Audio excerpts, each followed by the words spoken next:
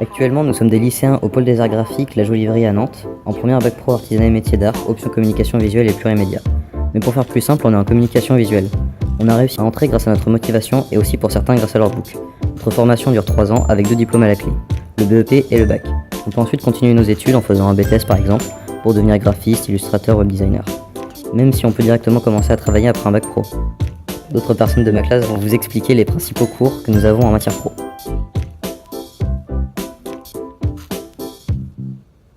En histoire de l'image, on étudie les différents courants et mouvements artistiques à travers les époques. Par exemple, Picasso est un artiste faisant partie du cubisme, un mouvement artistique datant du début du XXe siècle. Cette matière nous apporte une culture artistique. Elle nous permet de faire des clins d'œil, d'avoir de l'inspiration pour nos œuvres futures et de mieux en comprendre d'autres.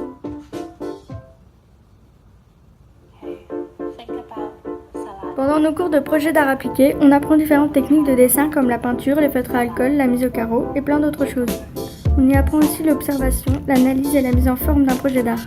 Par exemple, faire le design d'un carré de soie, on doit d'abord se documenter pour s'inspirer. Ensuite, on utilise différentes techniques pour faire des croquis selon nos besoins et on les met en forme en PAO.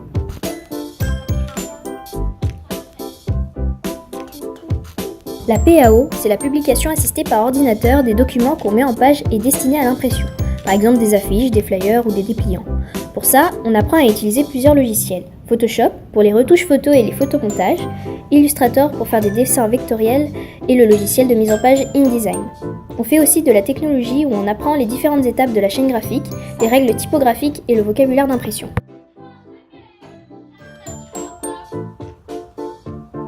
Il y a d'autres matières professionnelles comme la prévention santé-environnement et l'économie-gestion. En tout, on a 14 heures de cours pro par semaine. Les 14 autres heures, c'est pour les matières générales, comme le français, les maths et l'histoire. Il y a également quelque chose de très important à valider en bac pro, c'est stage. Le concept de faire un stage, c'est d'acquérir de l'expérience en milieu professionnel, soit apprendre sur le tas dans une entreprise.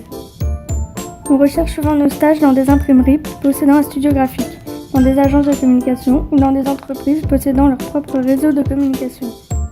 On essaye de les appeler et de leur envoyer notre candidature à l'aide d'un book, d'un CV et d'une lettre de motivation par mail, par la poste ou en venant nous-mêmes leur présenter ces documents.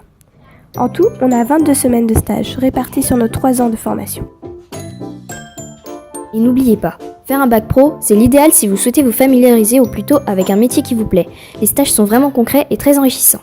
Si cette formation vous plaît, n'hésitez surtout pas à postuler dans un lycée qui la propose.